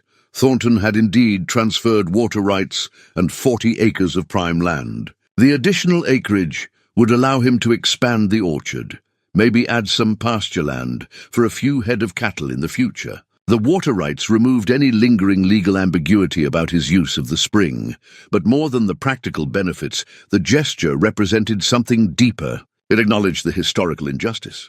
It admitted wrongdoing. It chose reconciliation over continued conflict. Silas thought about forgiveness, about whether he had the right to extend it on behalf of all the people Thornton had hurt over the years. He didn't know the answer to that, but he knew that accepting this offer, accepting Thornton's attempt at making amends, was the right thing to do. Some battles you won by fighting. Others you won by choosing not to keep fighting when the enemy offered surrender. He fell asleep that night thinking about Margaret, about how she'd always been the one to choose mercy over judgment, grace over revenge. She would have accepted Thornton's offer without hesitation, would have seen it as the opening for redemption that it was meant to be. "Wish you were here to see this," he whispered to her memory. "You'd be proud of how it turned out." The spring sang its quiet song, and somewhere in the darkness, the young trees grew stronger, their roots reaching deep into earth that remembered water, remembered life, remembered hope. The open house was Eleanor's idea, though Silas had resisted at first. "People have been following your story," she'd argued. "They've invested in it emotionally. They deserve to see what they helped create." So on a Saturday morning in late October, 3 months after he'd first arrived in Redemption Valley, Silas opened the gates of what the town had started calling the Miracle Ranch to anyone who wanted to visit. They came in numbers that overwhelmed him. Families from Phoenix, who'd seen the news coverage. Every one of his supporters from town, Ruth and Elena and Carlos, Jack and Pete and their families, Mateo moving slowly but with evident pride. The volunteers who'd helped plant trees, Vernon Kittredge, emotional and clearly moved by seeing the land restored after a lifetime of watching it lie barren. Even people who'd initially supported Thornton came, curious to see what all the fuss was about. By mid-morning, there were over 200 people wandering the property, marveling at the transformation. The spring was the centerpiece, of course. Silas had built a small viewing platform where people could see the clear water emerging from the rock face, could hear its steady song, could understand what had been hidden for 90 years. A sign explained the history, simple, factual language that told the story without embellishment, but it was the orchard that truly stunned people. 2 acres of young fruit trees, carefully planted and thriving, their leaves green and healthy despite the desert location. Apple, apricot, plum, even a few experimental peach trees that the horticulturalist had suggested might work. The irrigation channels ran between the rows, carrying water with elegant efficiency. Everything was small still, saplings rather than mature trees, but the promise was unmistakable. Where there had been dust and death, there was now life and growth. Where powerful men had destroyed, one stubborn cowboy had restored. Diana Cortez was there with her camera crew, doing a follow-up story. She interviewed Silas in the orchard, the young trees visible behind him. "What made you think you could succeed where everyone else had failed?" she asked. Silas thought about the question carefully. "I don't think I knew I could succeed. I just knew I had to try. Sometimes that's enough, just being willing to try when everyone else has given up. What's next for you?" "Keep working. These trees need another year before they'll produce fruit. Got plans to expand the orchard? Maybe add some vegetable plots? The land's remembering what it used to be, and I'm just helping it along. Any message for people who are watching, who've been inspired by your story? Silas looked directly at the camera. If you've got something you believe in, something worth fighting for, don't let anyone tell you it's impossible. Don't let power or money or fear stop you. Good work matters. Truth matters. And sometimes one person standing up is all it takes to show others that change is possible. Later in the day, as the crowd began to thin, Samuel Thornton arrived. He came alone, driving his own truck, looking uncertain for perhaps the first time in his life. The people who remained watched with obvious tension. The cattle baron showing up at the scene of his defeat could go many ways. Silas walked over to greet him, and Thornton extended his hand. They shook, and the simple gesture seemed to ease the crowd's tension. It's remarkable, Thornton said, looking at the orchard. I never imagined— He stopped, unable to finish the thought. Want to see the spring? Silas offered. They walked together to the viewing platform, two old men who'd been enemies and were now something else, not quite friends, but perhaps moving toward mutual respect. Thornton looked at the flowing water for a long time, his expression unreadable. My grandfather was wrong, he finally said, loud enough that others nearby could hear. This should never have been destroyed. What you've done here, restoring it, this is right. This is what should have been done 90 years ago. The admission, public and clear, meant more than any legal document could. It was acknowledgement, witnessed by the community, that the old injustice was real and that restoration was just. As evening approached and the last visitors left, Silas stood by the barn and surveyed everything he'd built. The repaired structure behind him, solid and proud. The flowing spring to the north. The young orchard spread before him. The irrigation channels branching across land that remembered water. Stubborn grazing contentedly near the fence line. Ruth approached, carrying a covered plate. Thought you might be too tired to cook after all this. It's just leftover pulled pork and coleslaw, but it's yours if you want it. You're too good to me, Silas said, accepting the plate gratefully. Nonsense. You've done something important here, Silas. Reminded this valley what's possible when someone has the courage to stand up. That's worth a plate of pulled pork and then some. After she left, Silas sat on the barn step and ate, watching the sun set over his land. The same view he'd seen that first night, but transformed now by everything that had changed. The landscape was the same, but what he'd built on it made all the difference. 3 months ago, he'd been a homeless cowboy with nothing but a worn saddle and fading hope. Now he was a landowner with a thriving orchard, a restored spring, and a community of supporters who believed in what he was building. More than that, he was a man who'd kept his promise to his dying wife. He'd found something worth holding on to, and he'd held on through everything. Threats and lawsuits and doubt and fear. He'd held on, and he'd won. As darkness fell and the stars emerged, Silas thought about Margaret one last time. She'd wanted him to find purpose, to not let losing her mean losing himself. Looking at everything he'd built, he knew he'd honored that request. This ranch, this orchard, this restored spring, they were his promise kept. His grief transformed into something growing and alive. Thank you, he whispered to the night. To her memory, to the land that had given him back his life. Thank you for everything. The spring sang its ancient song, and Silas listened. At peace, spring came to the valley with a gentleness that surprised Silas, though he supposed he shouldn't have been surprised by anything the desert did anymore. The harsh winter had passed, not as brutal as he'd feared, but cold enough that he'd spent many nights grateful for the barn's shelter and the small wood stove he'd installed in November. Now it was March, and the orchard was waking up. The trees had survived their first winter, and as the days grew warmer, buds appeared on the branches. Tiny promises of what was to come. The apple trees showed pale pink flowers. The apricots bloomed in delicate white. Even the experimental peach trees, which the experts had doubted, pushed out brave blossoms that caught the morning light. Silas walked through the rows each morning, checking each tree, noting the progress. He'd learned their individual personalities over the months. This one grew faster, that one needed extra attention. Another had a stubborn determination that reminded him of himself. They were his companions now, along with Stubborn, who'd proven as essential to the operation as Silas had hoped. The spring's flow had increased to 15 gallons per minute as the winter snow melted in the mountains. And Silas had used the abundance to expand the irrigation system to the additional 40 acres Thornton had transferred. He'd planted vegetables there, squash and tomatoes, beans and corn, and they were already sprouting, green shoots pushing through the enriched soil. People still came to visit, though less frequently now. The story had moved off the front pages, replaced by newer dramas and concerns. But a steady stream of folks passed through, families on weekend drives, agricultural students interested in sustainable desert farming, the occasional reporter doing a "Where are they now?" follow-up.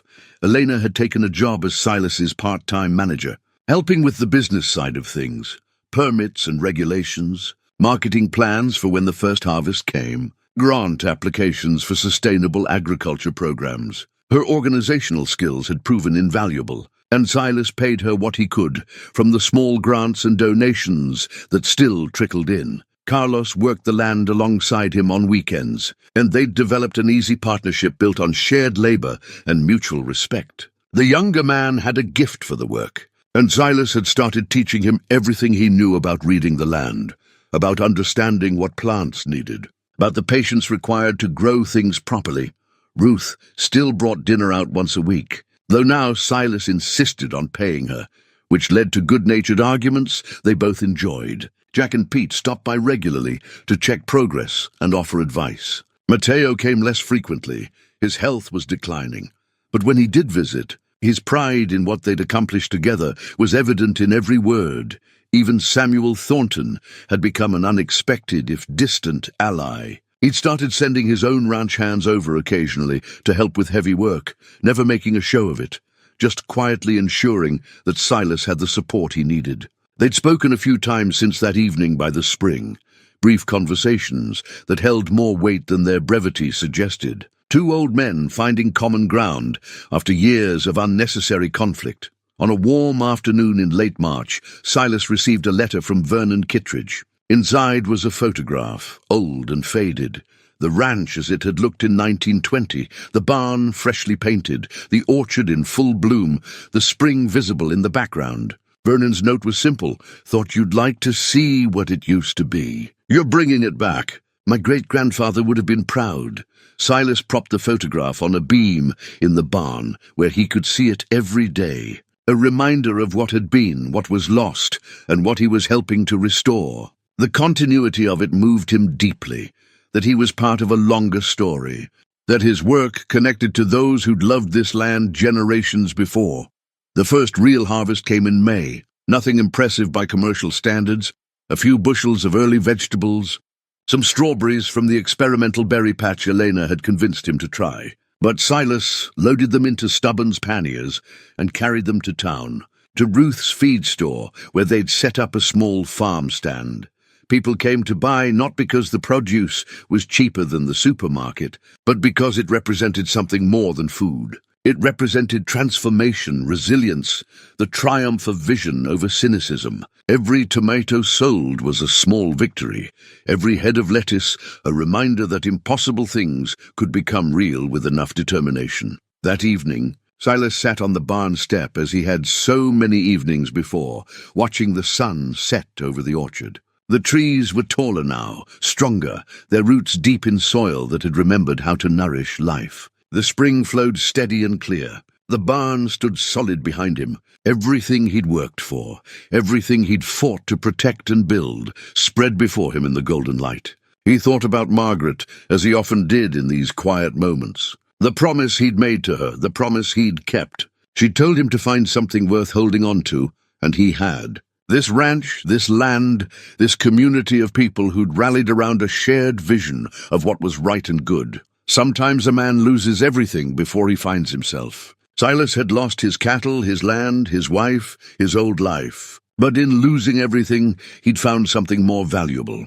Purpose, community, the satisfaction of building rather than just surviving. He'd found that second chances existed for those willing to work for them, that redemption was real if you were stubborn enough to pursue it. The desert evening was cooling now, the stars beginning to emerge. Stubborn wandered over and nuzzled his shoulder, a gesture of simple companionship that never failed to comfort. Silas scratched behind the mule's ears and looked out at everything they'd built together. "We did it, old friend," he said quietly. "We actually did it." The spring whispered its eternal song. The young trees rustled in the evening breeze. Somewhere in the distance, a coyote called, and another answered. The desert was alive again, remembered again, whole again.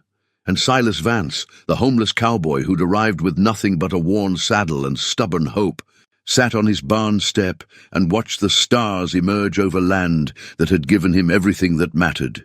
He'd rebuilt the forgotten ranch. What he'd created had left everyone speechless. But more importantly, what he'd created had given him back his life, had shown him that endings could become beginnings, that loss could transform into growth, that one person with nothing could create abundance from dust and water and faith. The promise was kept. The land was restored. The story wasn't over. Orchards took years to mature, and there was still so much work to do, but the foundation was solid. The future, for the first time in years, looked bright. As darkness settled over Redemption Valley, Silas closed his eyes and smiled. Margaret would have loved this. She would have loved seeing him this way, at peace, purposeful, home. "I found it," he whispered to her memory, to the stars, to the land that had become his salvation. "I found something worth holding on to, and I'm never letting go."